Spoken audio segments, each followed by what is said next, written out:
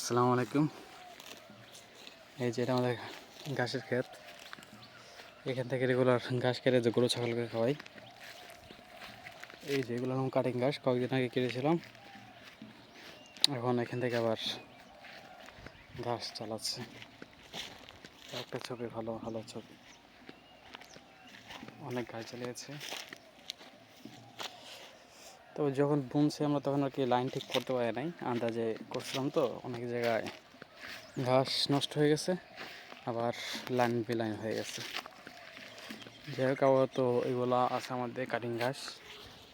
এখন আমরা যে এখানে ঘাস কেটে এদিক দিয়ে সব কাটিং ঘাস বানিয়ে দিচ্ছি। এই এক লাইনে কাটিং ঘাস, এক লাইনে কাটিং ঘাস আছে, আর এক লাইনে ভুট্টা, তারপরে কাটিং ঘাস, তারপরে ভুট্টা, এভাবে দিয়ে দিচ্ছি। পরে দিচ্ছি আস্তে আস্তে এগুলো কেটে এগুলোতেও কাটিং ঘাস বানিয়ে দেবো ইনশাল্লাহ।